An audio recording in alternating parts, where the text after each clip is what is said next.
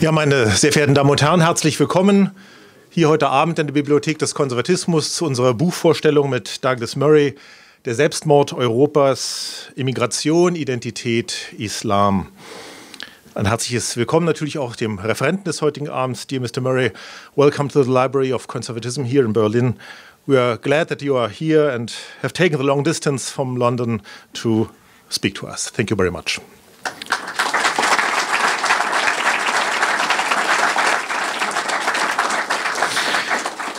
Die Trias Immigration, Identität und Islam beschreibt eines der drängendsten Probleme unserer Zeit. Doch Douglas Murray richtet den Blick nicht anklagend auf die, die da kommen, sondern auf die Volksvertreter in ganz Europa. Warum haben die europäischen Regierungen die Massenmigration angestoßen, wohl wissend, dass deren Folgen kurz-, mittel- und langfristig unabsehbar sind? Was bezwecken sie damit? Wir sind gespannt, welche Antworten uns unser Referent aufgrund seiner eingehenden Recherchen zu geben vermag. Douglas Murray wurde 1979 geboren und lebt in London. Er ist Mitherausgeber der konservativen britischen Zeitschrift The Spectator und schreibt regelmäßig für eine Reihe weiterer Publikationen. Noch ein Hinweis in eigener Sache. Bitte beachten Sie, dass private Ton- und Filmaufnahmen während der Veranstaltung heute Abend nicht gestattet sind. And now, dear Mr. Murray, I ask you for the floor.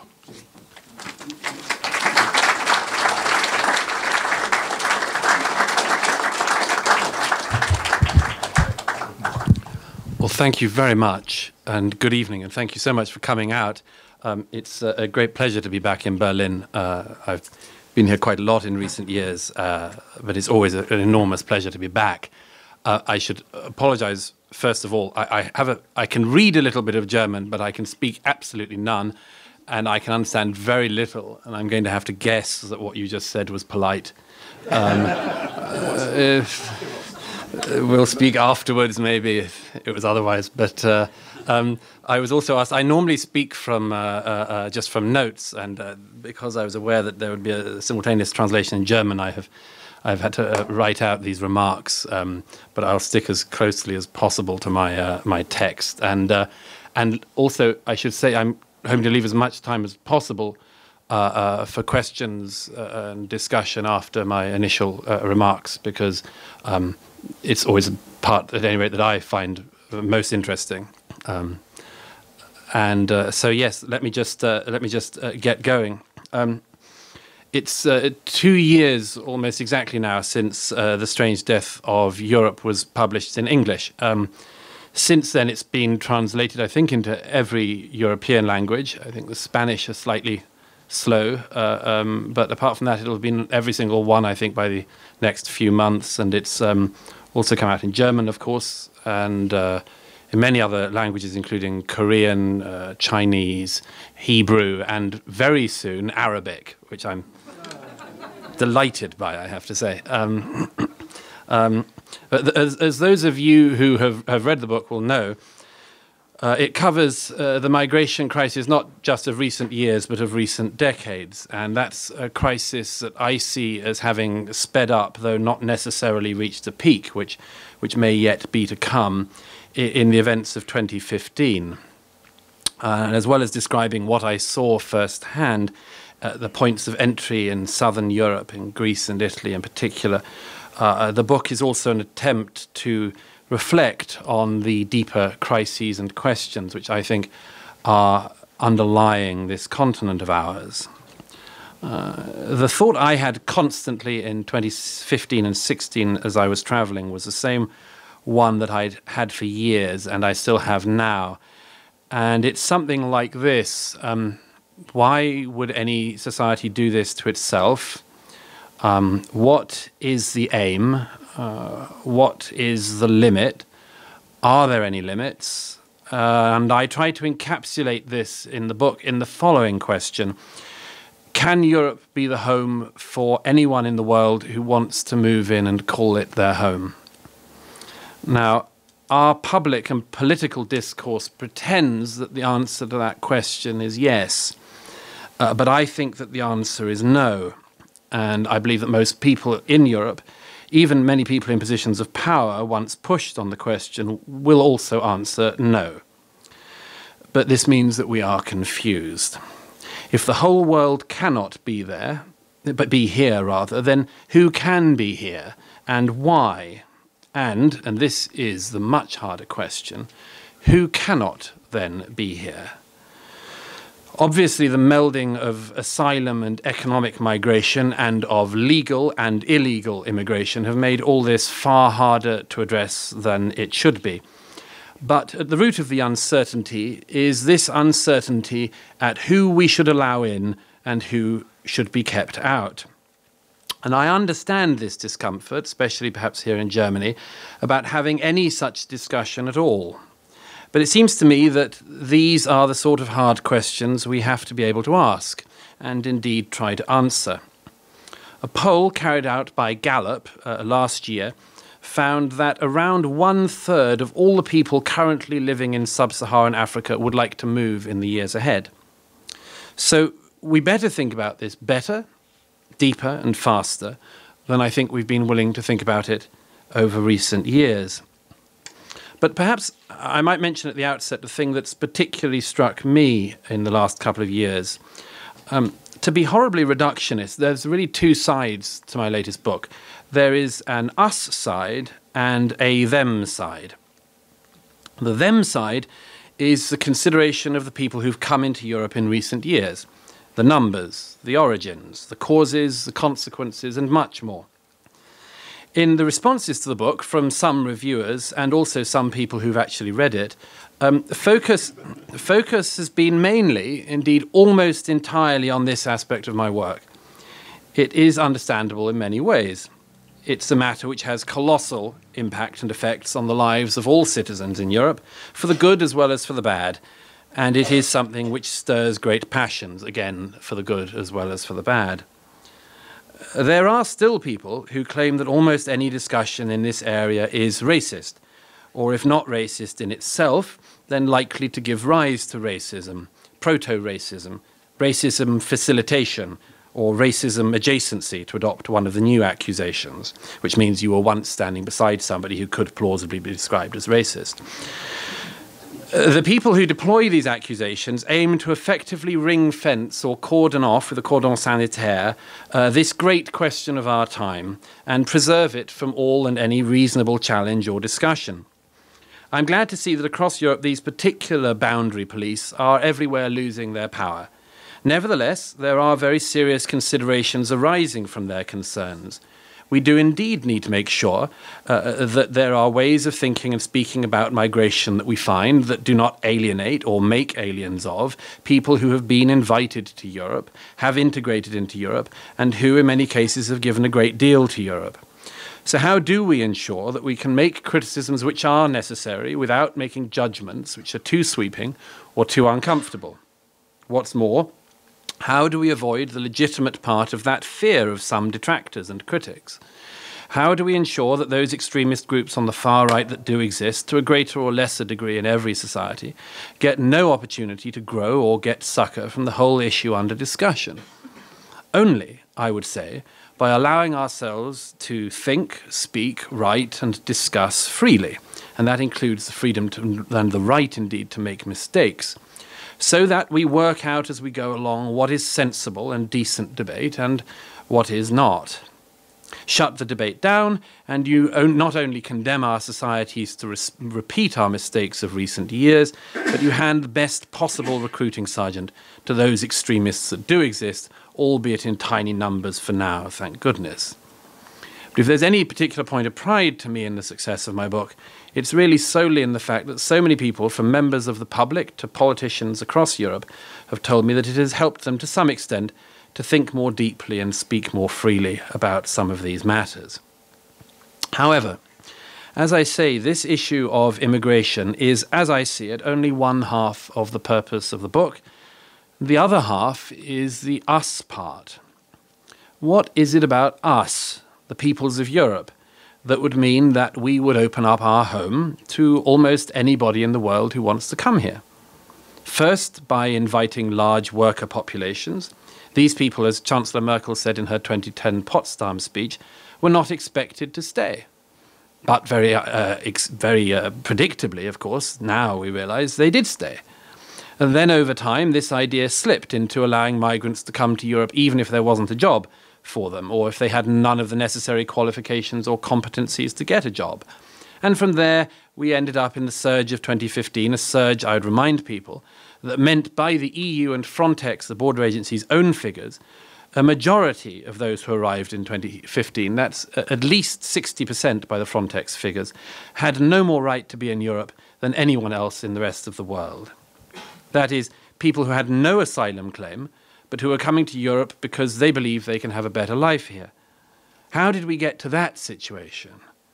This question, I have to say, just fascinates me and continues to fascinate me on my travels because, after all, it is a very unusual situation historically for a society to find itself in. To invite people in who cannot pay for themselves and who in many cases have no particular desire or capability to integrate into the society they have come to is a very strange thing for a society to do. In many ways it's a mystery, but not, I think, a complete mystery. About a year after my book came out, I was speaking with an Austrian acquaintance, a scientist who has no involvement and not much interest in politics. Why, he asked me, did the migration of 2015 occur?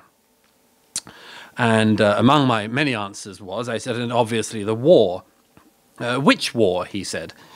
Well, the Second World War, I replied, at which he just burst out with uncontrollable laughter.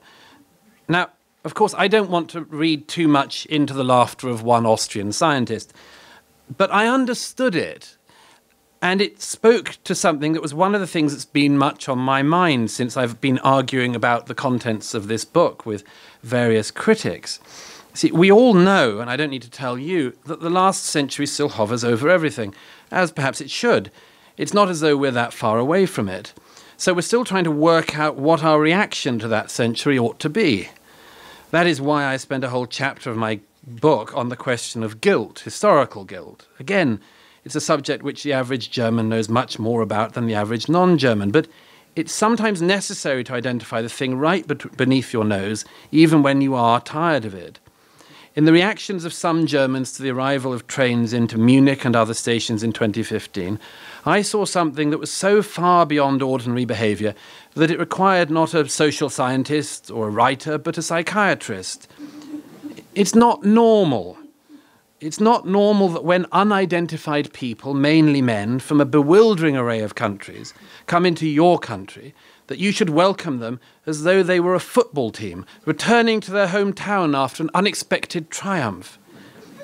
It's not normal that members of the public should give grown adults teddy bears and high-five them and much, much more, unless it's the playing out of something very much deeper and more psychologically based than the ordinary run of our politics. The sheer joy of some of the Germans at those stations, seeing people breaking into their country rather than trying to break out. And of course, we now know from some of those around her at the time that one of the main reasons that Chancellor Merkel would not uphold normal border procedures at the end of 2015, August, was because she did not want footage going around the world of German border guards turning away migrants. So this is one very clear explanation for what happened in 2015 and for what is still happening today, because we have still not worked out what our attitude should be towards the past. And perhaps we never will. We may remain curiously stuck in the situation of needing to seek redemption. It may be psychologically as well as philosophically understandable, but it's necessary to examine this to work out where it leads, and if it has any end point other than at the point of complete societal negation. In a lecture titled Labour, Work, Action, given in 1964, Hannah Arendt addressed a portion of this issue. Specifically, she referred to forgiveness itself as being the only mechanism we've come up with as a species to deal with our appalling inability to predict the consequences of our actions in the world. If there are people who are beyond forgiveness, or who think that they are unable ever to receive forgiveness, then perhaps it is inevitable that those people would, in some numbers at least, behave in a way that suggested that they were unbothered by the consequences of extreme actions. We also need to wonder carefully, I suggest, whether Nietzsche was right in his prediction that a post-Christian society could retain some of the trappings of Christianity, including the Christian conception of guilt, but lose all of the means of expiation, such as in any form of divine forgiveness. What a trap this is to find ourselves in, stuck with a burden that can never be alleviated. But the whole issue of guilt, and indeed forgiveness, is just one aspect of the us portion of what I'm interested in. I've also made sure to include long sections on an issue which has come to fascinate me in recent years. It's the issue which I refer to in my book as European tiredness. Existential tiredness. Part of this is obviously connected to the tyranny of guilt. I use the German term in my book, which translates as weariness with history. Clearly, a part of the existential tiredness I describe comes from the weight of the past, but it's not only that. It also comes, I believe, from a fear that there is no way out of the situation we've come to find ourselves in, or that all the options that have been tried, and each of them has led, one after another, to disaster.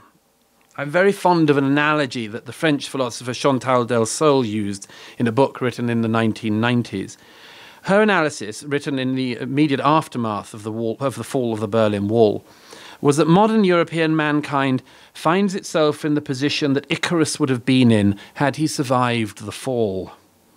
That is, we dreamt all of these dreams, religious, national, political, utopian, and by rights, perhaps we shouldn't have survived them at all.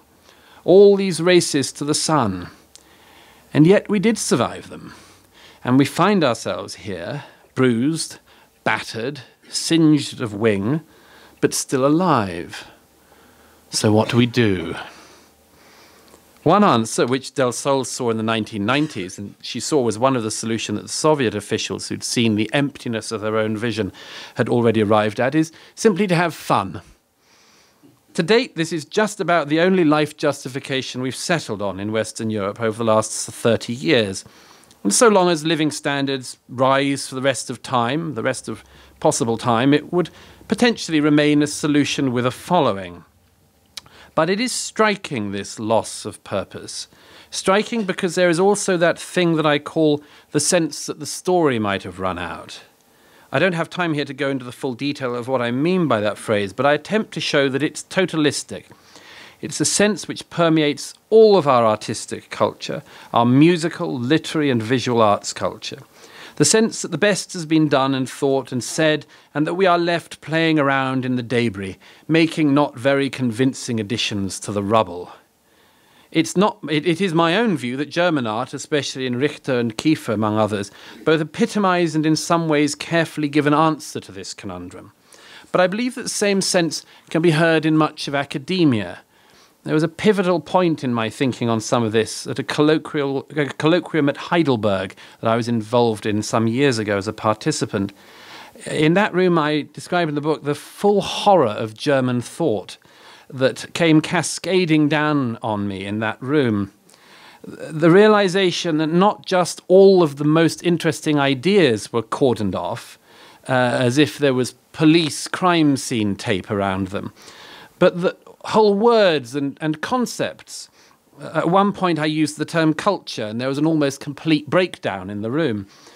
It was as if it was a tedious cascade of deconstructionism was still going on, post-colonial theorizing and so on, a sort of playing around with uninteresting things and pretending they were interesting, all the time avoiding what mattered. It's not only at Heidelberg, I should stress, that this happens, or universities as a whole, but this suspicion towards all ideas, language, now seems to me to dominate everywhere. It's a matter of almost every day's news in the media and newspapers, and they delight in their newly rediscovered role as policemen of our language and discourse. Whole schools of reporters and editors seem poised not just to accuse particular ideas of coming back around again, but to claim to hear errant phrases. Beneath or above those levels, there's also the new fondness for claiming that other pitches can be heard in the discussion, beyond the normal level of human audibility. That thing now known as the dog whistle, where a person can be claimed to be using a term or phrase in a particular way that speaks over the heads and ears of ordinary people straight into some rabid, waiting, obedient dog who's going to be promptly ordered to commit some fresh kind of horror. Of course, these people always forget that the nature of the dog whistle is that if you hear the whistle, you are the dog. But anyhow, is it any wonder that there's a sense of weariness, if not tiredness, that should come from all this?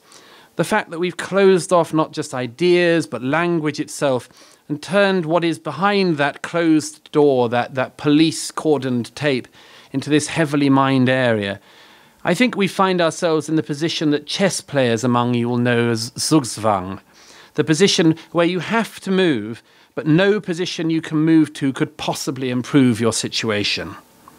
What precisely are we supposed to do, caught in this era of Zugzwang? As I hinted at the beginning, I've been fascinated by the fact that almost nobody has picked up this half of the argument, half the point of my book. Even the more hostile critics have not bothered to pick a fight with me over this analysis. And if I may be so bold, I think there's a reason, which is not that they have some brilliant counter-argument against it that could prove that they are right and I am wrong, and that they are just keeping this up their sleeves. I think the reason they're not picking me up on this aspect is because they realize that I'm right, which is a great disappointment to me, I must say, on this occasion. In lieu of any other ideas about what to do with ourselves, I believe that the era of mass immigration has come about in part because it is something new to do. The fact that it was not intended or planned can be told, among other things, by the fact that the answers as well as the justifications have kept on changing. As I often say, I blame no immigrant into Europe of recent decades for being confused about what has been asked of them. After all, we ourselves moved, in a matter of years, just in the course of my own lifetime, from 1, we didn't expect you to stay, 2, you're staying, fine, do what you like, 3, become like us. If we had been serious about any of this, or thought any of it through, we would have anticipated the problems in so rapidly shifting our explanations of what we were doing. Or we would have known what we were doing, and we didn't. Instead, we fell into an improvisatory era, by the end of which we shifted our whole definition of ourselves. Without any public consultation or approval, we transformed our societies from Britain, Germany, Denmark, or wherever, into multicultural societies, as though diversity had been the plan all along, from the era of the Gastarbeiter right up to the present. We have a phrase in English that a change is as good as a rest, and the multicultural era often seems to me to be an attempt to demonstrate this saying. It may be complex, it may be difficult, it may not work, but at least it's interesting. I find it fascinating, this state orthodoxy of our time, and not only because of its glaring contradictions. Everywhere in Europe that I go, it is the same, or very slightly different stages of exactly the same process. But everywhere the presumption has been pushed out, and will, I suggest, have a particularly negative effect on the young generations now coming up, which says that basically Europe alone, of all places in the world, is really rather stale and boring. Unlike the fascinating, often not diverse, but at least not European portions of the world, Europe needs migrants because it makes us better people.